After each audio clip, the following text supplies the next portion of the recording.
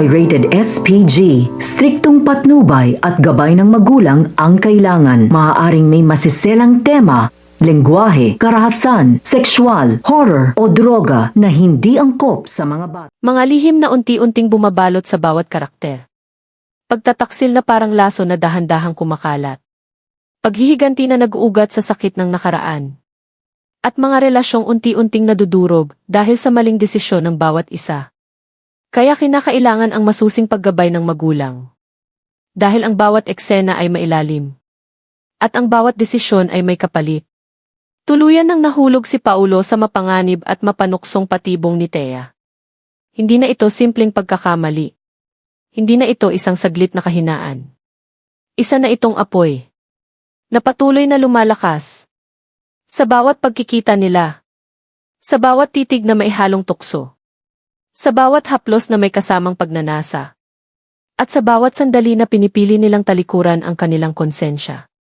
Mas lalong lumalala ang sitwasyon. Dahil pareho silang may mga asawa. Ngunit tila ba, unti-unti na nilang kinakalimutan. Ang mga pangakong minsan nilang pinanghawakan. Si Paulo, asawa ni March, unti-unti nang nalulunod sa emosyon at sa pisikal na koneksyon na ibinibigay ni Thea. At si Thea, kahit may relasyon kay Edward, mas pinipili ang atensyon ni Paulo. Mas hinahanap ang seguridad na hindi niya makita sa iba.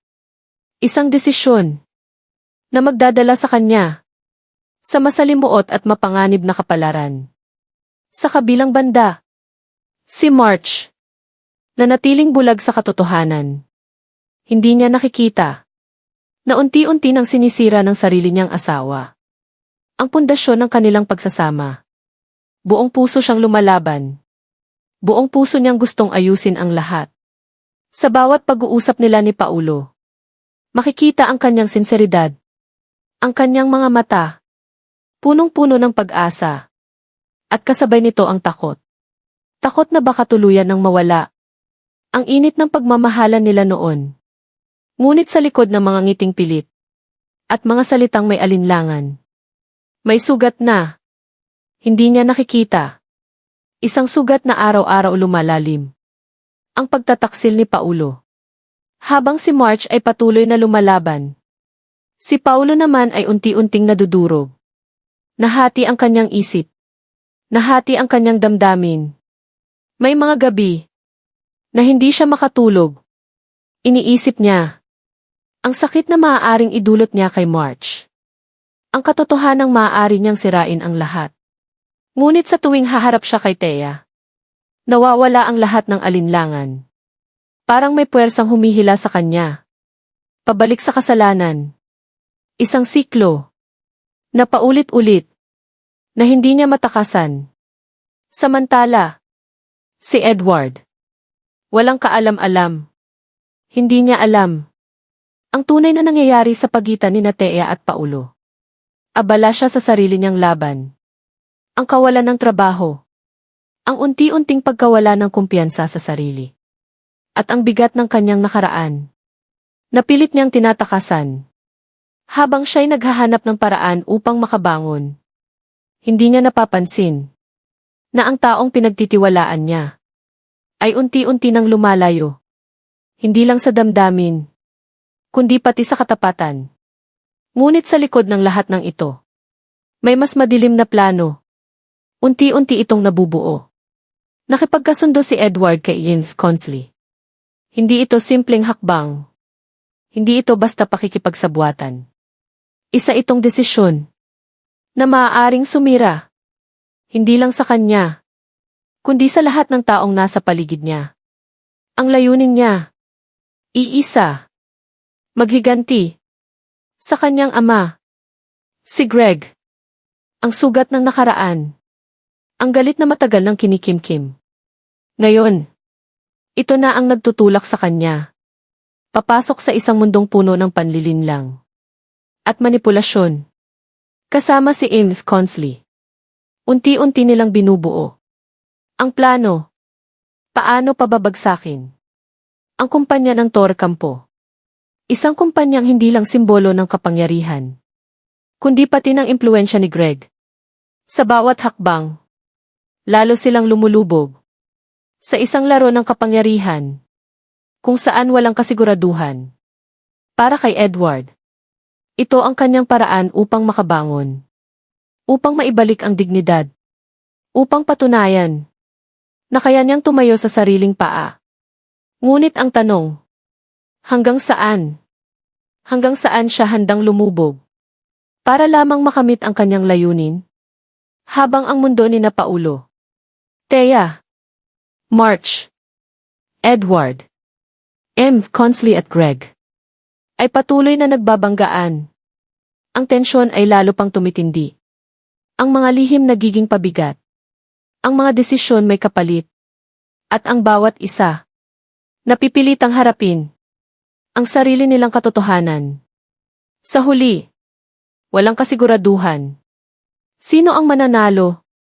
Sino ang mawawasak? At sino ang tuluyang mawawala? Sa sarili nilang anino. At sa gitna ng lahat ng ito, iisa ang tanong. Kapag ang katotohanan ay tuluyan ng nabunyag, may matitira pa bang kayang iligtas? O, huli na ang lahat para sa kanila? Ngunit ang katahimikan ay panandalian lamang. Dahil sa likod ng bawat lihim, may katotohanang pilit na kumakawala. At sa bawat segundo, palapit ng palapit ang pagbagsak. Nagsimula ang lahat sa isang gabing tila karaniwan. Tahimik ang paligid. Malamlam ang ilaw. At ang hangin may dalang kakaibang bigat. Si March nag-iisa.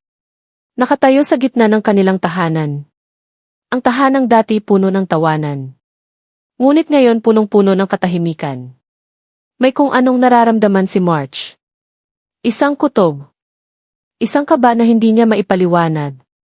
At sa gabing iyon, nagpasya siyang hanapin ang sagot. Hinawakan niya ang telepono ni Paulo. Dahan-dahan. Parang takot na baka sa isang pindot. Magbago ang lahat. At doon, isang mensahe. Isang pangalan. Thea. Tumigil ang mundo ni March.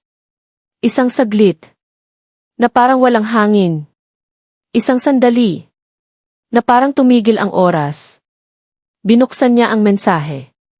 At sa bawat salitang kanyang nabasa, unti-unting nadurog ang puso niya. Mga salitang puno ng lambing. Mga pangakong hindi para sa kanya. Mga lihim na matagal nang itinatago. Hindi na ito kutob. Ito na ang katotohanan. At sa sandaling iyon, nabunyag ang lahat. Samantala, si Paulo, walang kamalay-malay, nasa piling ni Thea. Muli. At sa bawat sandaling magkasama sila, lalo nilang nilulubog ang sarili. Sa kasalanang hindi na nila kayang itanggi. Ngunit sa pagkakataong ito, may paparating. Isang unos. Isang katotohanang hindi nila kayang takasan.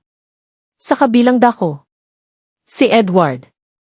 Nasa gitna ng isang madilim na pagpupulong. Kasama si Consley. Mga mata nila puno ng determinasyon. Ngunit sa likod nito, may anino ng panganib. Handa ka na ba? Mahinang tanong ni Consley. At si Edward. Walang pag-aalinlangan. Ngunit ang hina iyon ay may kapalit. Isang kapalit na hindi niya palubos na nauunawaan. Dahil ang planong kanilang binubuo ay hindi lang basta pagbagsak ng Torkampo. Ito ay digmaan. Isang digmaan laban kay Greg. Isang digmaan na maaaring kumitil ng lahat. Habang si Edward ay unti-unting lumulubog sa paghihiganti. Si Greg, nagsisimula ng makaramdam. May mali. May gumagalaw sa likod ng kanyang mundo. At bilang isang taong sanay sa kapangyarihan, hindi siya basta magpapatalo. Ang laban ay nagsisimula na. At sa gitna ng lahat, si March. Bitbit ang katotohanan. Bitbit ang sakit. Nakatayo siya sa harap ng pintuan. Hinihintay si Paulo. Hindi na siya iiyak. Hindi na siya magtatanong ng mahina. Sa pagkakataong ito, handa na siyang harapin ang katotohanan. At nang bumukas ang pinto, nagtagpo ang kanilang mga mata. Si Paulo at si March. Walang salita. Ngunit sapat na ang katahimikan. Dahil sa katahimikang iyon, naroon ang lahat. Galit, sakit, pagkawasak, at isang tanong na hindi na kayang iwasan pa. Gaano katagal mo akong niloko, Paulo? At sa tanong na iyon, nagsimula ang pagbagsak ng lahat.